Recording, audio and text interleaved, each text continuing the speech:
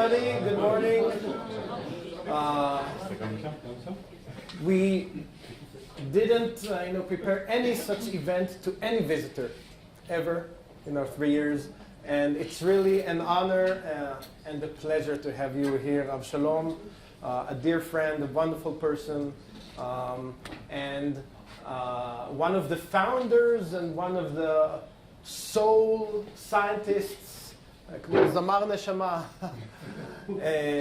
of quantum mechanics. If you heard the term interaction-free measurement, or the EV bomb, the Elitzur and Weizmann bomb, so he's the bomb maker. Avshalom did his first degree and PhD with Yakir Aharonov in one piece. And since then you were a professor at Grenoble and Chapman, and is one of the most curious and thought-provoking people I know. And you were so kind to me when I was a student. So I was teaching at Weizmann, kids about waves and stuff, and you had the lecture after me or before me, and I started asking questions in quantum mechanics, and immediately you spent as much time as I wanted talking with me about quantum mechanics. So I'm here also partially thanks to you, and I thank you. So accordingly, I want to do some short presentation, which is more of the discussions of the foundations on photons and atoms, but I think hopefully I'll reach to what we do here at Quantum Source soon enough. But I had my mind on you when I prepared this talk, of course. So photons and atoms. What is a photon? Right? Is it a wave? Is it a particle? And people get confused. So I prepared this diagram to explain what a photon is. Here. So here you see two chameleons. One is white and one is black in the desert. Now the white chameleon makes sense. Both in view of camouflage, right? It's hidden in the environment very well. But also when you think about heat absorption.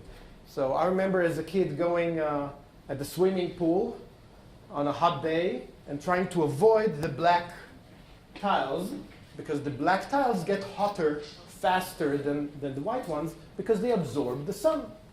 It makes sense. So this chameleon wants to be a white tile, and it uses the white color to reflect most of the light and get less hot. But what is this chameleon doing? Why is it black? It absorbs all the sun.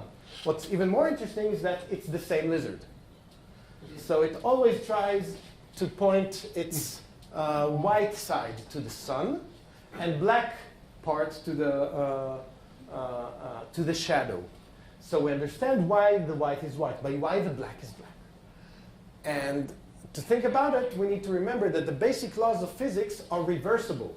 So in real life, we think that time flows in one direction, and a glass can break, but shreds of glass cannot become a glass. So we think that physics moves in one direction in time. But this is a really interesting paradox, because the basic elements are reversible in time. So if I actually make all the sharpnels, all the shreds of glass vibrate in the right direction and jump, they would form a glass again. But we never see that because of entropy, just because of likelihood. It's not likely to happen. But the basic laws of physics are reversible. So in the same way that if I have two stones and I put them outside on a hot day where they're exposed to the 5,000 degrees of the sun, which radiates, the black would absorb light more and get hotter sooner. However, the same applies in the other direction. If I take two stones, one black, one white, put them in the oven, heat them to 400 Kelvin, 100 Celsius, and then I go out at night and put them where exposed to the emptiness of space, of the 4 Kelvin of space, which of the rocks would get colder soon? The black one. Because it would radiate, we don't see it radiates well, because it's low temperature, so it's in the deep infrared. But the black one would get colder faster. And so this concept, we all know if we take a nail or a piece of metal and we heat it, it starts glowing. The reason I started with that, because that's actually the birth of quantum mechanics. So the problem, oh, and by the way, we see that, one of the best examples is here in the space shuttle. It's painted white on one direction, exactly like the lizard. So it won't get too hot when it's exposed to the sun. However, these parts are painted black because when the space shuttle returns to Earth, it needs to shed all the kinetic energy. And it does so by friction, as we know from Ilan Ramon and Columbia. And these parts get hot, and they need to get cold fast back. So they're painted black, so they would radiate well. Indeed, when you look at the infrared image at the space shuttle, when it arrives to land, you see that these parts glow, indeed. And this is why all the heat sinks on all the CPUs are black, because they, on all our equipment, right? To radiate better. So this phenomenon was called black body radiation. And indeed, the sun is 5,000 degrees roughly, so it radiates what we see as the mostly yellow, but very broad spectrum. But to predict this curve was something very hard 124 years ago. So at the beginning of the century, in 1900, Lord Kelvin said, oh, all the physics is sorted out, except that we don't know how to predict this black body curve, and the fact that they measure the speed of light the same in the Michelson-Morley experiment. So from these two tiny things, quantum mechanics emerged and special relativity emerged. Anyway, the only way to solve that was found by Max Planck, who hypothesized, yeah? Shi'er, that energy doesn't come in continuous flow, but with discrete elements, quanta. And the only way to predict this curve was to assume that the units of energy of a wave at a frequency omega is like the cents. If I pay something, there's nothing less than 1 cent. So the pieces of energy are, their value is h bar times omega. And once he had hypothesized this, boom, he got this curve. To fit the curve right, he got the Planck constant, which I think about what an amazing moment in time is. You say, okay, so it's a constant of nature. Wow, we need to respect the constant of nature. Well, if you're a religious person, you know, this is one of God's doings, right? This is part of our universe. So, wow, we found something about the universe. And H, if it's 0, there's no quantum mechanics. So it's not 0, it's a tiny, tiny, tiny thing, but not 0. So this is a really amazing moment in time that made us realize that what we think is a wave, actually the units of that wave come in discrete quanta, hence the name quantum mechanics. And Einstein was the one to point out that this looks like particles. And today we know that this is true for every particle and every wave in the universe. Everything in the universe is waves. The units of energy are quantized, are discrete. Sometimes there's only one unit of energy in mode, like electron in fermions.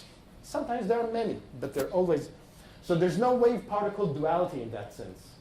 So what is a photon? Now we can reach the conclusion. It's a unit of energy in some electromagnetic mode. For example, inside a cavity. I wonder why I chose that. So it's not. And I tell my students, if you want to know if you use the word photon in a sentence right, replace it with the word attojoule. Attojoule is 10 to the minus 18 joules, unit of energy. So does the Does an attojoule bounce between the mirrors? No. This mode has an attojoule. So the UV photon is roughly attojoule. So please don't give me that. You know, and go away. And by the way, there's a very respected scientist, even very well-known, respected scientist that asked me, you know, I'm trying to calculate the force on 2 weak mirrors. So here's 1 weak mirror. Let's say it reflects just 1%. Here's another 1% mirror. Photons come. 1% are bounced back. So they push that mirror. The 99% continue. Then out of the 99, again, 0.9% are reflected from this mirror, and the rest continue. So both mirrors are pushed to the left, in your case. Both mirrors are pushed to the left, and then 1% bounces back here, but then 1% of 1%, that's negligible. So let's forget about it. And they said, but that's not what's coming out in the calculations. And I said, of course, because photon is not a ball that bounces, right? So what happens when you have 2 identical mirrors? You gradually turn the light on. Light starts building itself inside. The radiation from inside kills the reflection, and eventually you get full transmission. Fabry-Perot resonator transmits. It doesn't reflect anything. So right now I have 2 mirrors, and inside of them there's more light than in the outside, and the mirrors will be pushed like that, not like that.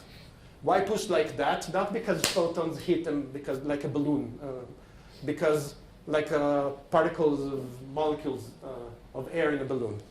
Because if I expand the cavity, I turn down the frequency. I lower the energy. So the energy of the mode will be decreased because I will reduce omega if I go. So this is the reason you get pushing of the mirrors. And so you think about the photon as a particle, and you say, OK, the whole cavity is going to be pushed to the left. You realize it's a wave. You understand that this is what you get. So this is just one example. And photon-atom gates are, of course, another example. So, and here's another picture of wave function. What is that? As you can tell, it's the electron. So there's no particle here that moves in circles anywhere. So this is the P level, right? So there's no wave-particle duality. The wave is the carrier, is the taxi. The energy or the particles are the passengers. So if I do like this, the taxi came out, the wave came out. How many photons are in that taxi? Could be 0, could be 1, could be 1,000,000. So this is about what a photon is. It's a unit of energy. And since it's a unit of energy, not a unit of electric field, by the way, it's the only particle that we know what the wave function is. What is the wave function of the electron? It's the wave function of the electron. What is the wave function of a neutron? It's the wave function of the neutron. What is the wave function of the photon? The electric field. That's simple. So, so if I turn the volume down, reduce the volume of that cavity, then in order to maintain the same energy, the electric field has to grow. So this is why we need tiny resonators, which is what we do here. Because if you want a photon to interact deterministically with an atom, here's a not-to-scale atom, then the interaction with the atom between the cavity, the light in the cavity, and the atom is proportional to the electric field. So if I shrink down the cavity, then the electric field goes like 1 over the square root of volume. So this is why we must have micron-sized, in our case it's like 30 micron-sized resonator, and the mode volume the mode area is even less, is sub-micron. Okay, but why have I started to talking about single atoms? Why do we need single atoms? Can't you do a photonic quantum computer without? So we need a single atom because you must have a single atom or a single quantum emitter. and atoms so far are the cleanest and best single quantum emitters, in order to have deterministic nonlinearity between single photons. And 10 years ago, I still had to argue about it. Today, nobody argues that without a single quantum emitter, you can't have deterministic photon-photon interaction. But there were not many scientific or academic proofs of that. And I'm proud to say that by now we have one. This is a paper we just published together with Sasha Pudovny from Weizmann, who's also our consultant, and Serge Rosenblum, who's also our consultant, Professor Serge Rosenblum from Weizmann, who's also our consultant and also my first student in the past. So we tried to explain why you need a single atom. Why, if I have more atoms, I'm more likely to interact even with a single photon. So why is that bad? And so we did this Gedanken experiment. It's a theoretical paper. I'm proud. So it's a Gedanken experiment. And we put more and more atoms, in the same cavity. And we keep the overall cooperativity, which is the interaction of the atom with the cavity mode, constant. Namely, maybe we start from the limit where we have one atom that's very, very strongly coupled to the cavity, to many atoms that are weaker, but still the overall cooperativity is the same. And we ask, what is the single photon nonlinearity? So what is single photon nonlinearity? A system that even after one photon changes its state.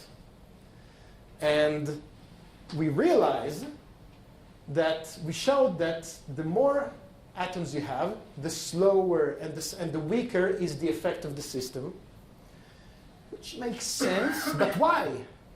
When we probed into it, we realized it's the quantum Zeno effect, which is very cool. We were very excited. So what is the quantum Zeno effect? Zeno considered, I think, an arrow moving in space, and he said, well, he's a Greek philosopher from 2,000, 3,000 years ago, something. I apologize for if I don't know. But Zeno is a Greek philosopher, and he did a series of Gedanken experiments and paradoxes. He said, well, if an arrow flies, it takes the arrow 1 second to hit the tree. But if I divide time to tinier and tinier elements, at each instant, the arrow is actually standing. So how come the arrow is moving?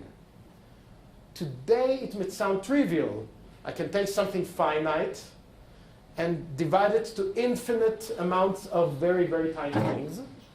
So actually, why can't an infinite amount of tiny things amount back to something finite? So he didn't realize differential equations or infi.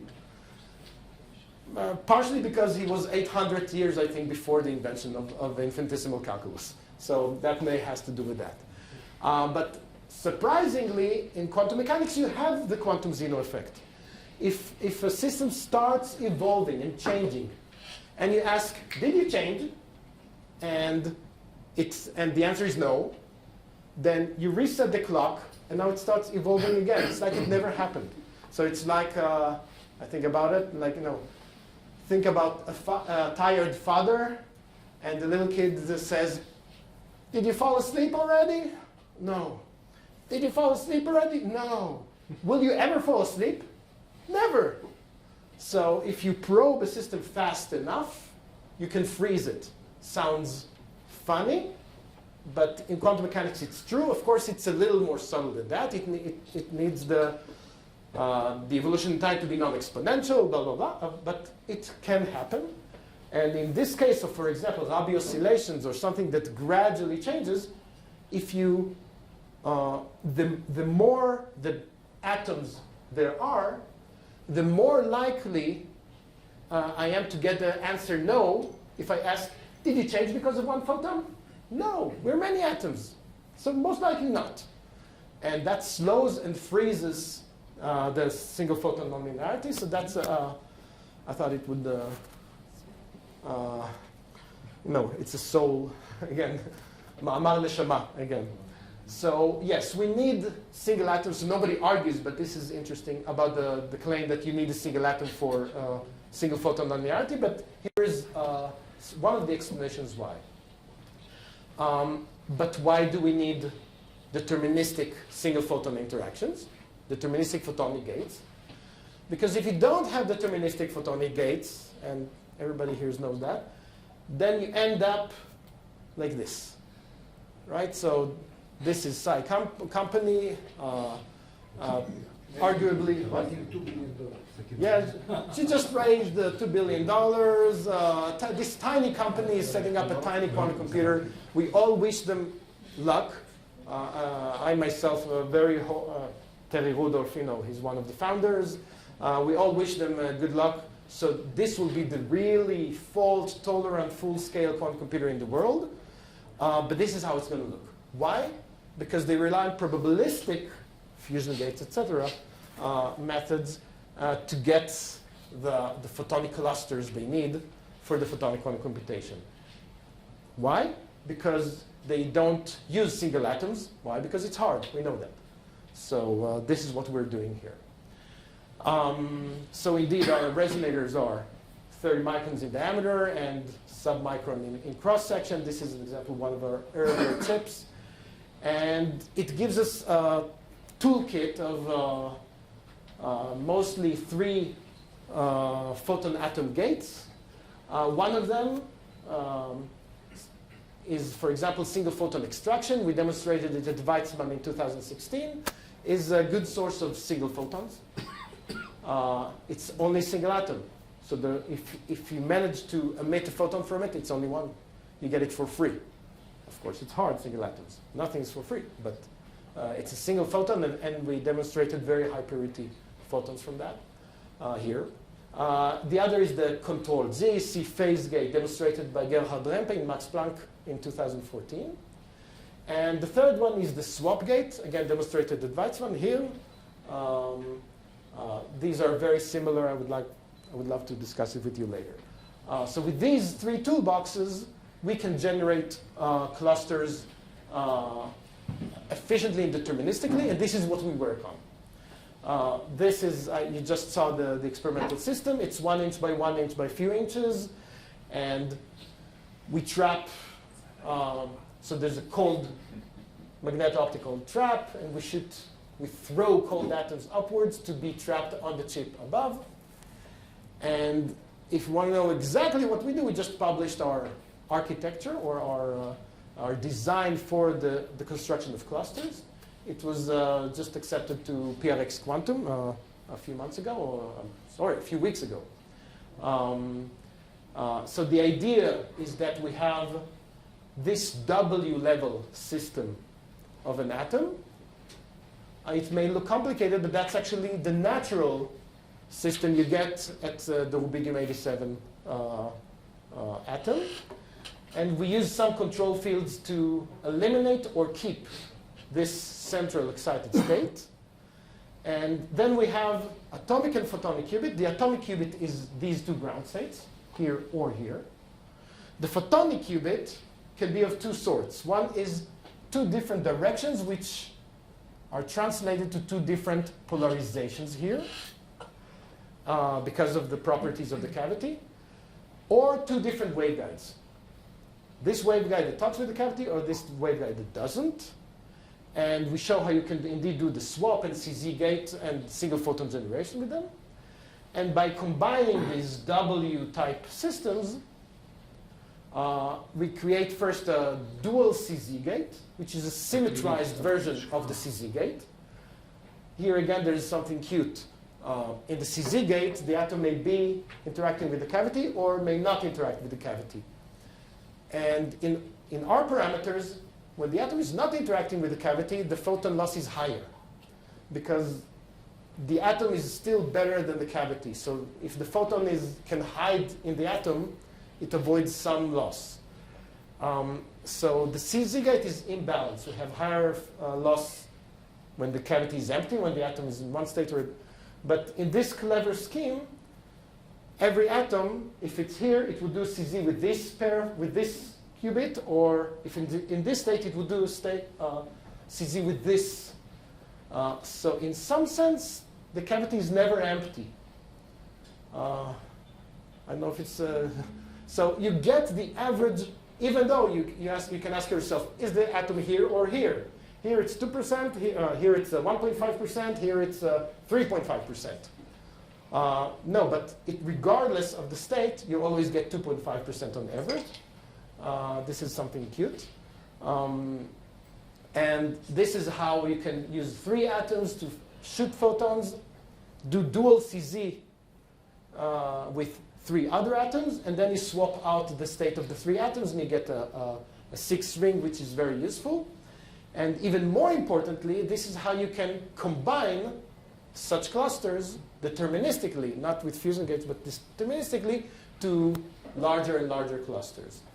So yeah, so I think this is it. And these are simulations according one set of parameters. You see that the fidelity can go way below 1%. The infidelity can go way below 9%.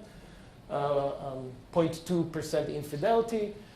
2.6% loss, which we hope to lower even further because, but these are really good parameters. And so this is it. This is as advanced as I will get here. The fidelity number is no loss? So they're unrelated. If it survived, it's good. And it's erratic? No. No? No. So one of the things to avoid, to improve these numbers, you can, for example, before you use the photon, or you can even do it after, but check if the atom came back to his home base alive and well, and only if the atom is okay after the effect, you say, okay, you can use these photons, and throw the others, and that helps. So that helps the fidelity.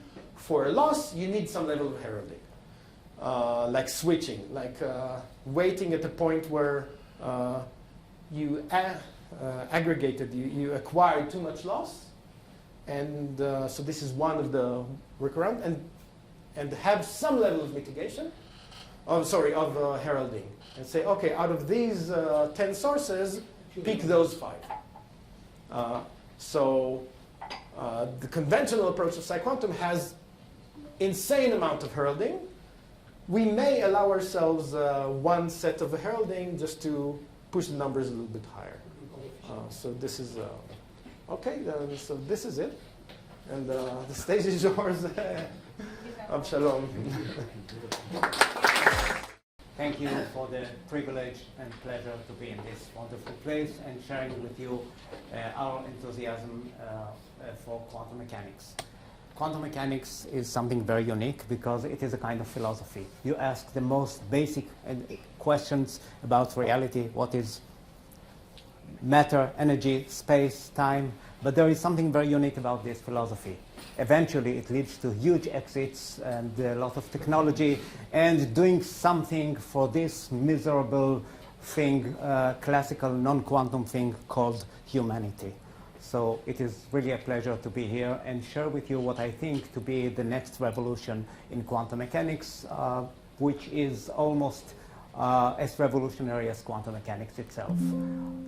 What I want to begin, just as Barak did, is to say something about classical physics. Classical physics is deterministic, and this is what is so beautiful about it.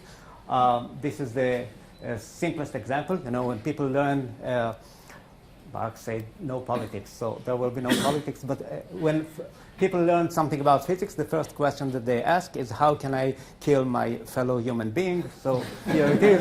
And this is what people are now doing. I mean, when you know the initial conditions, when you know the beginning of a certain trajectory, then you can predict exactly where it is going to land. This is determinism. So much so that once you have this final end, which you calculated, if you shoot it back, you are going to get it exactly where it landed. So this is what now people are doing above our heads when they are applying physics. So we see that the two ideas, that determinism and time symmetry, are both the strength, they reflect the strength of classical physics. Things are time symmetric, they are deterministic, you can predict them, you can retrodict them, and then you can manipulate nature and do almost whatever you want. Things are radically different in quantum mechanics, where you apparently lose this determinism, but then you are gaining some other things as a compensation. So when you shoot a quantum bomb, quantum shell or whatever, then you don't know where it is going to land. This is probabilistic. And of course, when you find out where it has landed, sorry, I am also getting mixed with this, then of course you're again not sure when you run the process back, whether mathematically or in reality, you don't know where the particle is going to get. It won't always, in most cases, it won't get back to where it came from. So we are losing both determinism and time symmetry. And this is what is so nice. This is what is so nice about quantum mechanics, because apparently we are losing something, but then through this indeterminism we can gain things, we can do things that were impossible in classical physics.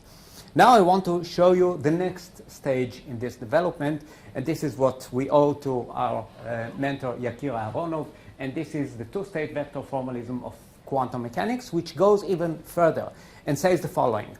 You know the wonderful world of quantum mechanics through measurements, and these measurements reveal to you amazing things like wave-particle duality, interference of particles, non-locality, and so on and so on.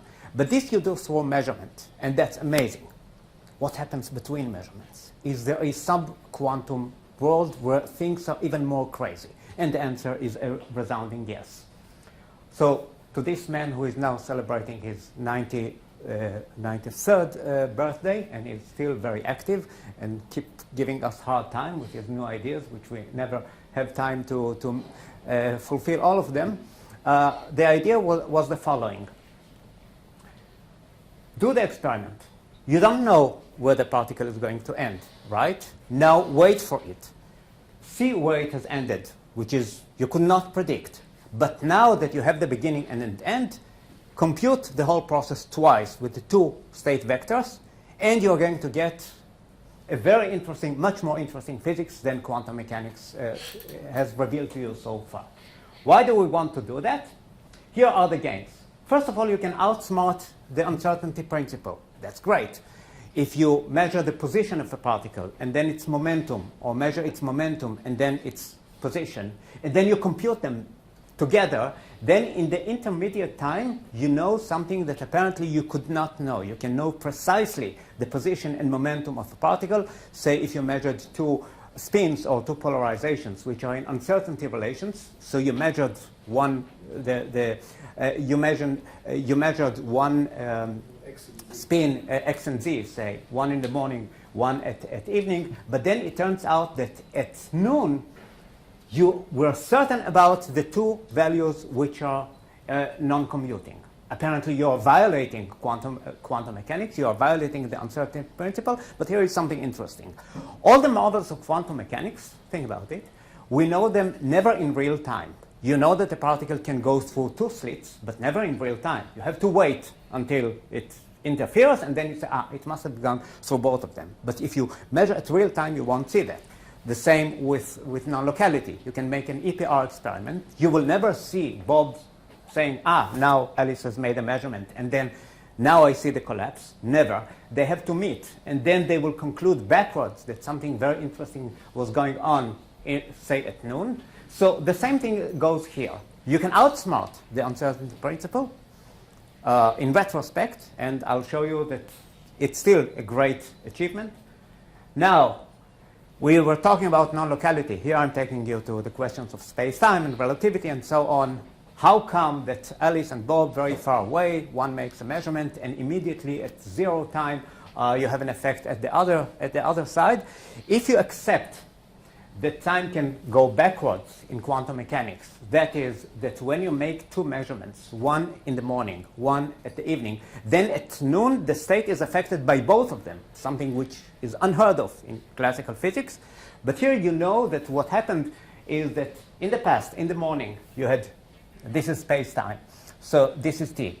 In the morning, you had two particles going to Alice and to Bob. Bob is making a measurement. If you accept it, that in quantum mechanics, things can go backwards, so actually the effect of measurement went to the past, zigzagged back to the present, so then you're surprised how come that this one has affected this one, just like in science fiction when you go through time, through another dimension. So that's another achievement in philosophical achievement in terms of revealing the mystery. What is about quantum mechanics? You have to think in 4 dimensions, in space-time, in greater accordance with relativity, in order to understand what is going on.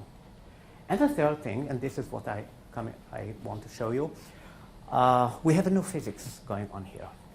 Really new physics. Why is that? Sometimes, so you have an initial condition, you have the two boundary conditions, and sometimes you can pick morning and evening a pair of states, which is very rare. I mean, if I shoot a particle to this direction, then most likely it will end up somewhere there, but sometimes it may end up there or there. Take these cases and then compute them, and then you will see nature doing something very weird. It is telling you 2 stories which are incompatible. I mean, I shot the particle there, and then it ended up there. So here you have a history which is unreasonable. Nature is now trying to explain that, to make it consistent. In order to do that, it will sometimes do tricky things like negative energy, negative mass, things which are unheard of in classical physics, not even in particle physics. And I want to show you that sometimes nature is doing that, and we can do something with that. So here is a case, the famous Gedanken experiment. You know that nowadays all Gedanken experiments within a few years become Gemachten experiments, thanks to people like you. So here is a case. You take a particle and you divide it between 3 boxes. So it is either in 1, 2, or 3. And then you don't measure where it is. And then you reunite them back, and then you make another measurement, and you look for a rare case in which the 3 positions gives you, in terms of spin or something like that, a very exceptional case, a very rare case, and then you compute them backwards. Then you get something really strange. What do you get? The particle has certainly been in box 1. The particle has certainly been in box 2. Unheard of. You know that always in quantum mechanics you make a measurement, and it is either in 1 or in 2 or in 3. When you measure them, once it is there, it vanishes from the others. Not in this case. Here, the calculation shows that it has been certainly in boxes 1 and 2, but then it's impossible, you know, conservation of matter, conservation of energy. You had 1 particle. How could you have 2 particles at the same time? Because it has certainly been in the 3rd box in a negative way. It is not that it has not been there. It has been there, but in a negative way. Simple arithmetics, 1 plus 1 minus 1, then you get 1. Now, what do you do? Yes, sir. What do you mean a negative? Negative. Good question. Good point.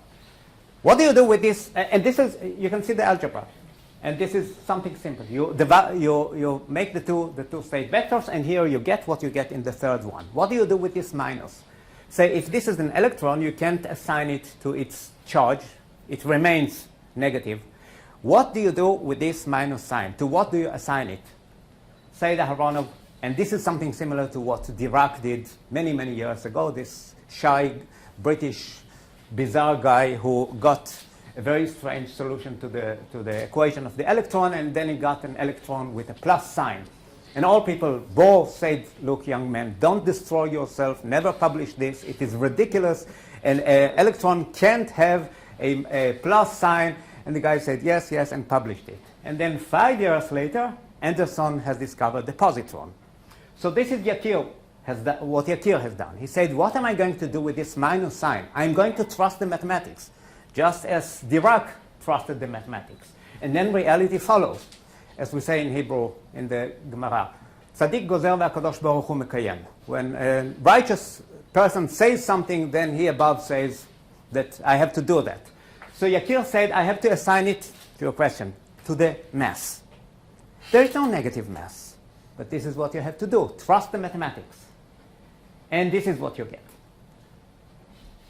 Now let's visualize it. I want to make it even simpler. No politics, but you know the guy in the White House has brought to science something very important. And this is the idea of fake news. So I'm going to use this. It is important. Here I'm doing the most basic experiment in quantum mechanics. I'm sending a single photon to a beam splitter. So I have here two detectors, and I know that only one of them is going to click. So I have two futures. Which of them is going to be real? Okay, you see, you got a real click here. So that will be the real future. And then this is a fake future. It did not materialize. This is quantum mechanics. Hard enough. Along came Aharonov some 40, almost 50 years ago, and said, let's run it backwards, because if quantum mechanics is time symmetric, I'm going to run it backwards. And then you got another headache, because if you run it backwards, even whether mathematically or empirically in the lab, sometimes you're going to get this as a source. This is your morning. Now, that's ridiculous. You know that the particle came just for the lamp, not from the refrigerator or the sewage or something like that.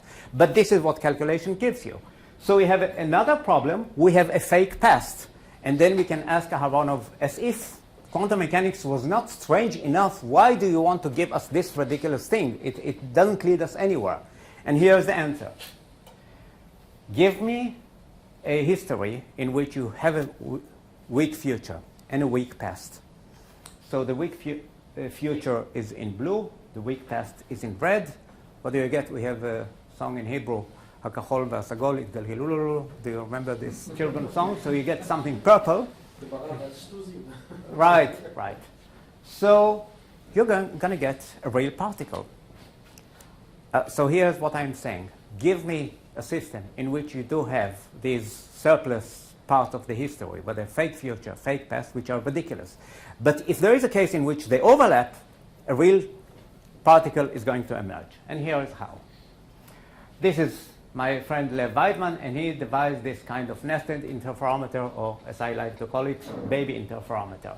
So you know the Mach-Zehnder interferometer, you have two half-silvered mirrors, two mirrors, just as you have in the, behind the wall. And then a particle goes and, by the wave-particle duality, interferes with itself and always go this way. Here is a variation of it. The first beam splitter is not half-silvered mirror, but third-silvered mirror, which means that 2/3 of the wave function are going to the right and only 1/3 going to the left. And then it is going to end up here with another beam splitter, such that, again, 2/9 of this third are going to the left and 1/9 going here. And most of it goes to here and is going to end up at detector 1. Any question about that? Very simple. You don't have to think too much, but this is a single photon, and these are its various possible histories. You select the case, in which this detector is silent, so you have killed off this history. This is fake. This is the fake future, never materialized. Then this is silent, so you have killed also this part of the left side history. So all you have is this. This is fake future, right? It never came here. It never came here. It ended up here. Simple, trivial. Now you run it backwards and say, okay, now I want to compute it backwards. So this is where it has ended. And then you have two fake paths. It never emerged from here, never emerged from here. So this is the only history that you have. Why do we need that? Remember that if the two histories overlap, we're going to get something unbelievable. Absolutely. We're going to get something in purple. And what we have in purple, I'll skip the mathematics, is this. This is one state vector. This is the other. You see that they overlap in this baby interferometer, and this is what you're going to get. There's been a real particle here. I mean, the particle, the only history which is possible is this one, but because the two history is going on the two ways. Overlapped in this case, you must have a particle for a very brief time in this case. Why is it so? Just like in the case of the three boxes. You think that the particle never went there, but for a very brief time, that was just like in the three boxes. You had a real particle here, negative particle here.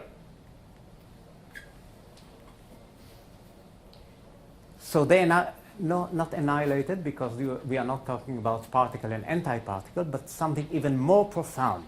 It is a particle and antiparticle, but they have mirage particle and antiparticle, which have a negative mass. What you think was nothing went there. Actually, you had three particles going here, but because one of them was negative, here is how you got only one. But in between the measurements, a very interesting physics was taking place. Now, here is the great frustration. You trust the mathematics, and you say, this is what mathematics tells you. Now, it's very nice philosophy, but we are scientists. You have to validate it. How do you validate it? How do you validate it experimentally? Here is what you are not going to do. You're not going to make a measurement. Remember, TSBF says there is a very special physics going on between measurements. So you had a measurement at the morning, measurement at evening. Something very interesting happened at noon. You want to know what happened at noon, and here is what you're not going to do. Don't do a measurement at noon, because then what you're going to get is upon measurement and not between measurements. That's really frustrating. Mathematics is telling you something. Laboratory says, I can't do anything. I have only measuring instruments. What do you want? If I can measure it, go to the philosophers and then philosophize. This is where Yakir, many years ago, invented weak measurement. Weak measurement is something interesting. Don't have to go into details. In Hebrew, it is a ma'afan measurement. I mean, the coupling of the detector with the particle is so weak and so noisy that actually, if you make a measurement, you know almost nothing about what was there, whether the spin was up or down. It is 51% up and 49% down, absolutely worthless. However, take an ensemble of particles, make it as large as possible, and make a weak measurement over all of them, then you can outsmart the uncertainty principle. The amount of disturbance that you're going to give to each of them is smaller than the amount of information that you're going to get. And then when you make weak measurements, you are getting the predictions of the two-state vector formalism. Confirmations come from all laboratories in the world. This is very nice, but frankly, it is not enough. In science, we say whenever you are making an extraordinary claim, kindly, this is we owe to the father of determinism, Pierre Simon de Laplace, kindly give us extraordinary evidence. Weak measurement is not good enough. And you will see still to this day, a large part of the scientific community telling Aharonov, this is really very nice, but okay, you are manipulating some noise. We are not going to believe that time runs backwards, that there is something like negative mass or negative energy. This is a nice mathematical game. Fine. We are not going to come out of our comfort zone. And my question is, can TSBF results be demonstrated with the aid of ordinary projective quantum measurements and not only weak measurements? And the answer is a resounding yes. And this is something which has been achieved in recent years, and here it goes. Make a projective measurement, but delay it. So you made a measurement at the morning. You made a measurement at the evening. And you know that something very interesting happened at noon. And you can't make a measurement. So either you do a weak measurement, or you can do something more subtle. Make a measurement by taking another particle. Have it interact with your particle, with your target particle at noon. Don't finish it. Put it in the fridge. Wait until the evening. In most cases, you will discard the experiment because we are looking for a rare result. Remember, we are looking for exceptional pairs of initial and final conditions. But in some cases, you say, oh, wow, here is the case in which the TSBF predicted something very interesting happened at noon. Now go to the fridge. You have completed the experiment. Go to the fridge. This is not in real time, just as I said earlier about non-locality and wave-particle duality. Measure your particle, and it's going to tell you, indeed, what you predicted happened. And now this is not weak measurement, this is strong measurement, so nobody can argue with that. Let me show you how it goes. You remember the case of the 3 boxes? So here you have a particle going not through 2 slits, but through 3 slits. And in sometimes, and this is what Barak can tell you how you can do it with quantum routers, your photon can act like a mirror, like a shutter. So you send a photon to the 3 boxes. Remember that it has certainly existed in this slit. You delay it for a while. It has certainly existed in this slit. It has certainly existed in a negative way in the 3rd slit. How can you validate it? With a strong measurement. Take another particle. Take a test photon. Split it into 2. We don't know yet what to do with this negative thing. You can do it only with weak measurement. But here is what you can do in strong measurement with this interesting case in which you are certain that your particle has been at slit 1 and at slit 2. Nothing like that happened in quantum mechanics before. You send a test photon, you split it into 2, you send it to the two slits, and then it comes back from the 2 slits and interferes. For the first time in the history of quantum mechanics, you make an experiment with superposition. You know that the particle went through the 2 slits not by a passive way. You remember when you are making interference experiments, all you have to do is to make sure that the 2 slits are open, but you never see it in real time. Here in this case, superposition works in an active way. The particle has been here and reflected your half photon. The particle has been here and reflected your photon, and you get an interference. This is the first time in the history of quantum mechanics in which you can see interference or superposition acting actively. I mean, it is there and it is doing something. It is not that you just left the 2 slits open. These are the 2 guys who made the experimental demonstration of quantum shutter closing 2 slits simultaneously. For the first time in quantum mechanics, you don't say it was in a superposition, either here or there. You say it has certainly been in both slits. It has, for a compensation, been in a negative way in the 3rd one, which you don't know yet how to measure. But here is a case in which you have demonstrated a prediction of the TSVF, which is very radical, even more than quantum mechanics, and you show the simultaneous existence of a particle at 2 places. When Eliahu Cohen and I heard about this... in the superposition, in the plus superposition, but not in the minus.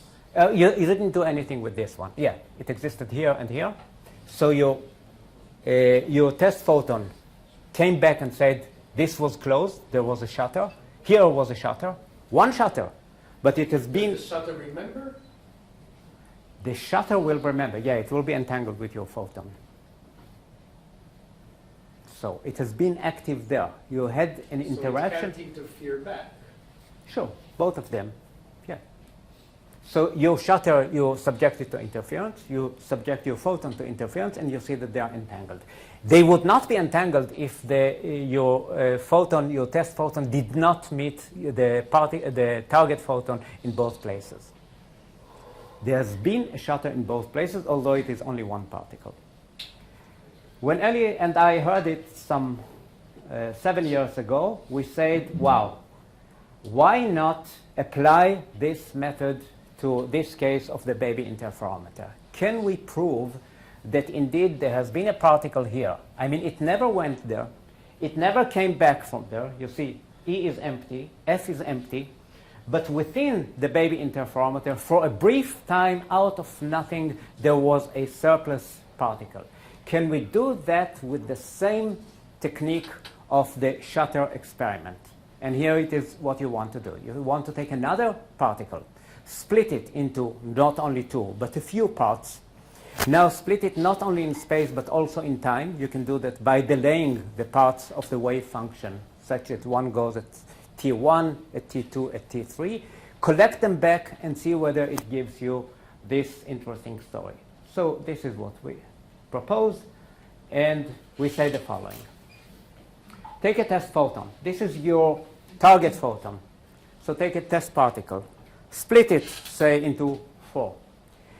Now delay them, so you have a photon in superposition. It is either here, or here, or here, or here, and it has been emitted or sent to the system at T1, at T2, at T3, and so on. One particle. Then when it comes back, collect them and see whether they went and whether they met the strange history that you have. And you agree with me that you have a very interesting history. You know by the TSVF that the particle has certainly went here and only here. You know that the particle has certainly been here for a while and not here and not here.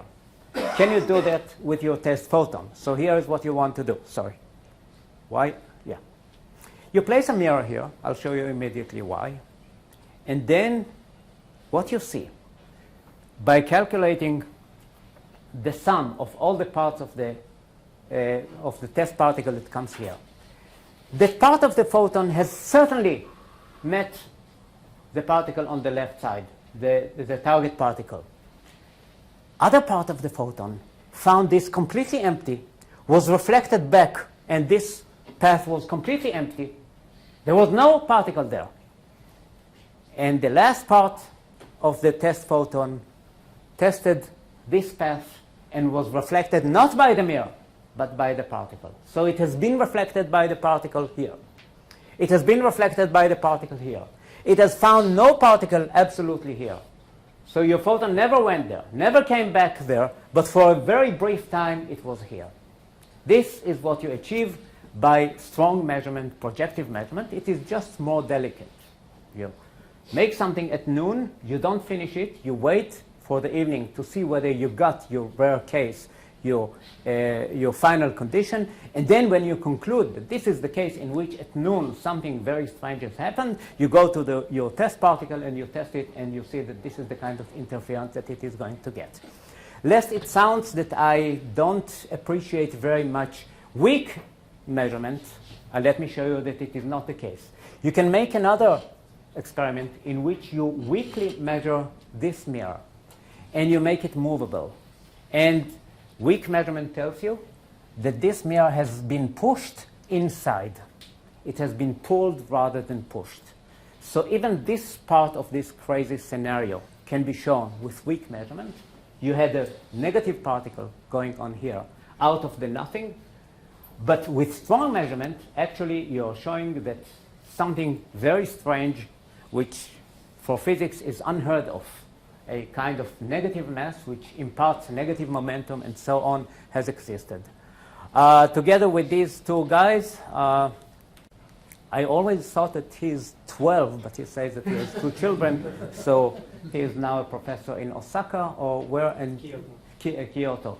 So this is what they proposed. It took Nature, I think, 8 months for the reviewers. And Nature profusely apologized for the time it took them to a Nature Scientific Report to accept this particle, because the result was so strange that they sent it to one referee after another, and now there is an experimental confirmation showing that.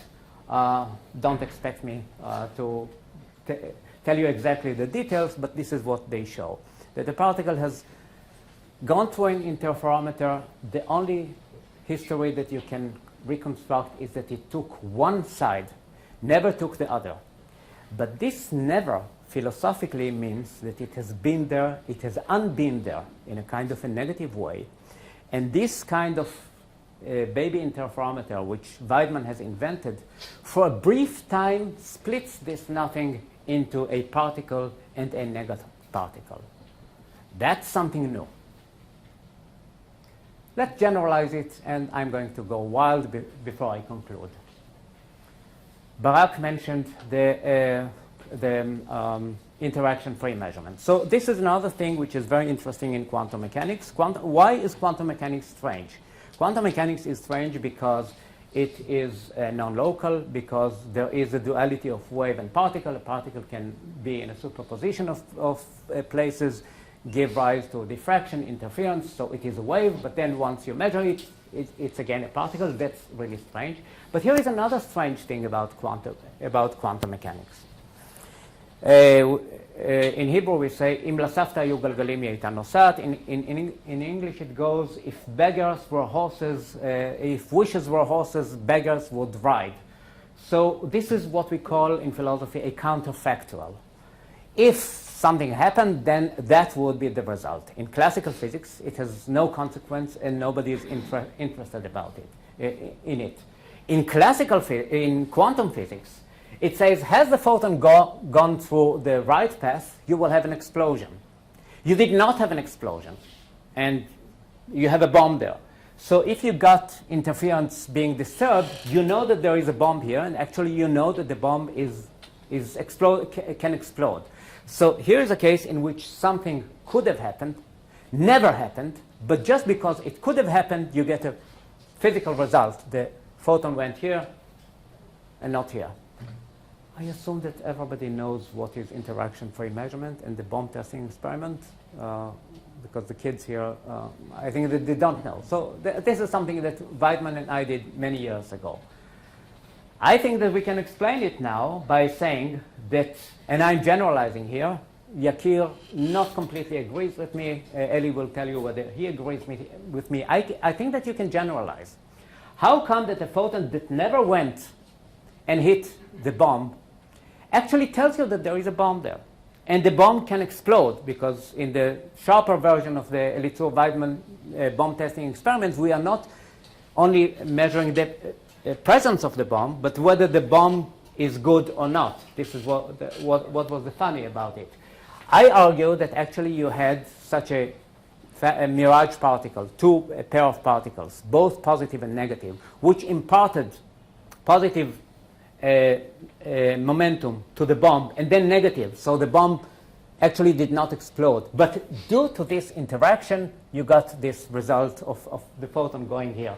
So I argue that an experiment is possible in which you will put a baby interferometer here where the bomb has been, and you will see that for a very brief time you had a real particle here, a real photon, a negative photon.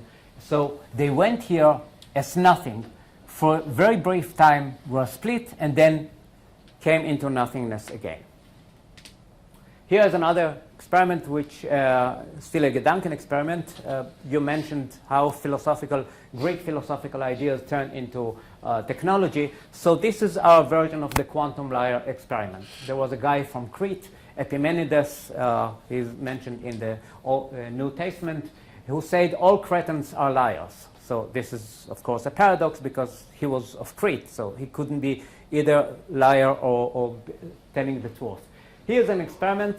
It's a paper with Lee Smolin, Yakir Aharonov, Cohen, and myself, in which you have an excited atom and a ground atom in two cavities. After a while, and there is some distance between them, after a while the excited atom should emit a photon, so it will turn into ground, and the ground atom will turn into excited. But of course you don't measure it. You wait for the half-life of the atom to say that they are in a superposition. Either this is excited and the other ground, or either the other is ground and this is excited. Now if you make a Bell test on them, you will find that they are correlated, although there were cases in which the excited has remained excited, the ground has remained ground. They never exchange a photon, but they are correlated with their magnetic momentum. So here you are actually asking the atom, have you ever emitted a photon? It says never. Have you ever received a photon? It says never. But why did he say never? Because he asked the other photon, should I say that I have emitted the photon? And he said no, because I'm going to say that I never received the photon. So here you have your liar paradox. Why is that? Okay, So you have the singlet state or whatever, but so here it is. You have an EPR experiment and you're asking the particles, are you spin up in the x direction, y direction, or z direction? We've just replaced it. Rather than asking, are you up or down in the z direction, are you entangled with your friend? In half of the cases, it will say, I am entangled. We have exchanged a photon. In the other half of the cases, it will say, I am not entangled because we never exchanged a photon. So if you finish the experiment, they will always be entangled. Right. But then, And then you ask a different question. once they are You entangled, finish the experiment. no. Once they are entangled, you wait for enough time. Once they are entangled, you have a freedom to ask them, what is your magnetic moment? And you will see that they are correlated. You ask them, what is your energy? And they will be correlated. Now, in all the cases in which, randomly, you ask them about their energy, in half of the cases it will tell you, I am still excited, I am still ground. By classical reasoning, it means that they have never exchanged a photon. They couldn't be correlated. But of course, you understand that they say that they are not correlated because they are correlated. Yeah. I argue that in this case, this is what you had. You can prove experimentally that there has been a particle and negative particle there, out in where actually nothing has happened, where no particle has gone. So let me only generalize this a bit more. This is the Bolshoya Sovietskaya Encyclopedia, and you know that it is important now because somebody is interested in a certain island that they want to buy or whatever. So that could give you a good lesson. So why is at the time of Stalin, why is it that the great Soviet encyclopedia gives such a long entry to the Bering Sea? Bering Sea is just, a part between Alaska and Russia. Why should this entry extend over so many pages? You will never know that if you consult only the earlier editions of the great Soviet encyclopedia at the time of Stalin. Only if you go later, you will see what happened. This nice gentleman, Lavrenti Beria, was the head of the Cheka, which later turned into the KGB. He had the habit of murdering people, doing all kinds of things under Stalin. And then came Khrushchev and eliminated him. Now you have a problem. In all the volumes of the Soviet encyclopedia, there is an entry on this hero of the state, Beria, which says what a good man he was. You don't want that. So commissars of the Communist Party went to all the families in the Soviet Union and asked for the B volume of the encyclopedia. Just give it to us for a while, and we will return it to you. And then this is what they have done. And they had to extend the Bering Sea such that it will completely eliminate this gentleman.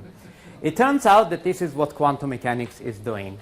And it tells you that because time goes on two directions, you can get all kinds of very interesting things, which even in the standards of quantum mechanics are considered to be too crazy. So far, it was the only way to prove it was through weak measurements, to which I have a great respect. But we had always the problem of the scientific community, of the physical community, saying this is a nice kind of philosophy, but we need better evidence. Now that we have this, all I can suggest to you is that sometimes this is what you can do. Pick a case, have a pre-selection and post-selection. In most of the cases, the post-selection will be trivial. That's nice. In the cases in which you have a rare post-selection, we can assure you that you're going to have very bizarre, very exotic states. But now, if you use this kind of delayed measurements, you can prove them with ordinary projective quantum measurements, which I believe is going to insert something completely new into quantum mechanics and physics in general. This is Eli, who has this unit in Bar-Ilan University. I very much like this PhD dissertation of this guy, Jon Tehans, because actually what he says is that there is an interplay between quantum foundations and quantum technology. Every time that quantum physics tells you something very bizarre, then technology nowadays can can use it. Think about the most basic philosophical premises that the TSVF actually is challenging. Think about arithmetics. What is more fundamental than the pigeonhole principle? It is by a German mathematician, Dirichlet, from the 18th century, which says something really trivial, but that's a foundation of arithmetics. If you have a pigeonhole, if you have a certain number of pigeonholes, and you place the same number of pigeons within these pigeonholes, you are never going to have an empty cell or a cell with two pigeons. Quantum mechanics, or TSVF, challenges that. There is an experiment due to Aharonov, Popescu, and others, which says that if you place a few particles within a system with the same number of boxes, there is going to be a box in which there are no two particles, and still there will be one particle in each box. Think about what Plato said. Could a property of an object exist independently of that object? Say the Cheshire cat. Could the smile exist independently of the cat? Never. Not so in quantum mechanics. According to the TSVF, if you send a particle and you get a rare post-selection, you can show that the particle has gone through one place, one path, and its smile, that is its spin. A spin by itself, without a particle, is going this way. So I would conclude by saying that the sky is the limit, or even more than that. We still have no idea how far quantum mechanics can take us, challenging the most ordinary notions, not only of physics, but also of logic. And we are happy to live in a time in which such intellectual plays, which were so far considered to be only Gedanken experiments, I mean remote thought experiments, are now turning into technology, just as you guys are doing in this wonderful place. These are some of our papers, and I wish to thank you very much for this.